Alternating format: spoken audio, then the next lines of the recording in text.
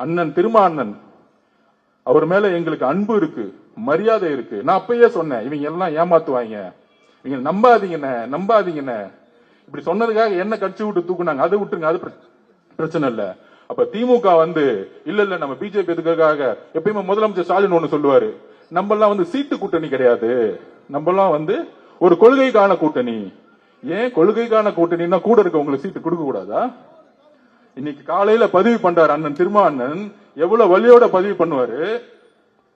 வளரக்கூடாது என்று நினைக்கிறார்கள், போராடி தொகுதிகளை பெற வேண்டும், போராடி நிதியை திரட்ட வேண்டும், நெருக்கடிகளுக்கு இடையில் போராடி வேட்பாளர்களை தேர்வு செய்ய வேண்டும் என்ற பணி சுமைகள் எனக்கு ஏராளமாக உள்ளன.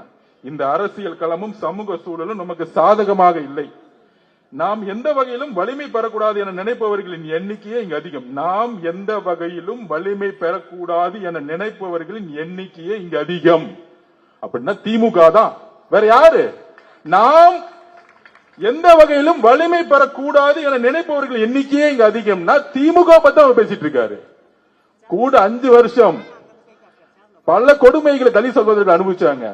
ஆனால் கடைசியா 5 தொகுதிக்கு மேல கிடையாது, 6 தொகுதிக்கு மேல கிடையாது. இருந்தா இருங்க, இல்லனா போங்க. நாம் வளர வேண்டும் என்ற வாழ்த்தவோ ஊக்கப்படுத்துவோ இங்கு யாரும் இல்லை என்பதை யதார்த்தமான உண்மை.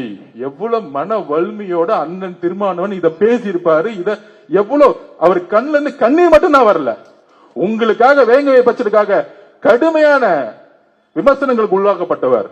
கிட்டத்தட்ட 200 தலித் சகோதரர்களுக்கு பல கொடுமைகள் நடந்திருக்கும். ஒவ்வொரு மாவட்டத்திலும் கொடியேற்ற விடமில்ல, எல்லாத்துக்கும் உங்களோட நின்னாரு. ஒரு நண்பனா, ஒரு சகோதரமா. இன்னைக்கு திமுக கூட ஸ்டாலின் சார் நிற்பாரு. ஆனா ஒரு எம்எல்ஏ சீட்டு வரும் பொழுது தலித் சகோதரர்கள் எத்தனை கோடி பேர் இருக்காங்க? 25% இருக்காங்க. அதாவது ஆதி திராவிடர்கள் 95 லட்சம் பேர் இருக்காங்க. அதோடைய ஒரு முகமா வளர்ந்து வந்தவர் அண்ணன் திருமாவளவன். ஆனா அவருக்கு 6 சீட்டு கொடுத்து இருந்தா இரு, இல்ல போனா போ.